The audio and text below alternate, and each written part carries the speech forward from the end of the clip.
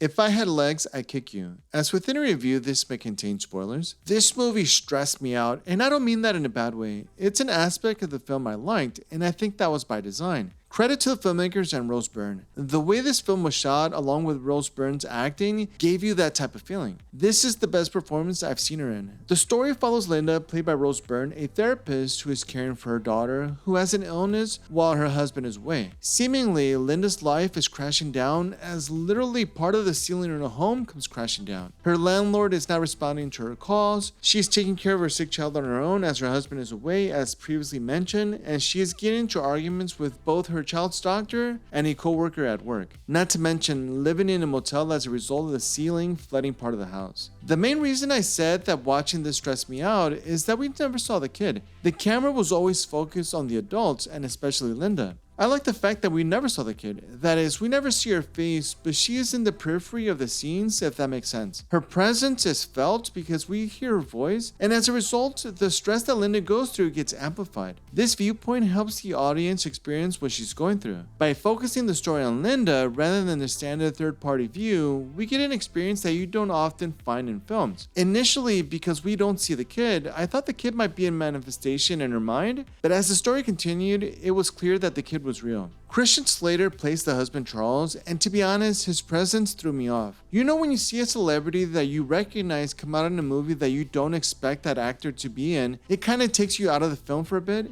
It's not that he's bad in the movie, because he's not, and it's not that he shouldn't take small roles, it's more a feeling of, oh, it's Christian Slater. It would be one thing if we saw him throughout the story, but we only hear his voice and it's over the phone, so I never put the actor's face to the voice. I've had this feeling before with other films, but unfortunately I can't remember which movies they were. If you have ever felt this way, comment down below, let me know which movie and actor made you feel this way. I don't get the title of the movie. If you do, let me know because it's over my head. I'm sure there's a deeper meaning to it, but honestly, it's kinda dumb. Strange names like this could potentially hurt a film because when a casual movie viewer is seeking a film to watch, they might pass over this because of the weirdness of the name. To some, it might be intriguing, but to most, I think it would turn people away. Essentially, having a title like this is not doing it any favors. For the most part, you want the title to give some explanation of the movie and sell the concept of the story, but when it gets weird, it could be doing the opposite. Not saying that it never works, but why take the chance that it could turn people away from seeing the film? I don't know, I don't get paid the big bucks like the filmmakers and studios do. Would I recommend this movie? That depends on the type of viewer you are. Do you like interesting offbeat films? If so, then yes, but if you don't like quote-unquote experimental stories, then this might not be for you. If anything, the movie is interesting and it may be worth watching. So those were my thoughts. What did you think of the movie? Leave a comment down below, subscribe, give the video a like, and see you in the next review.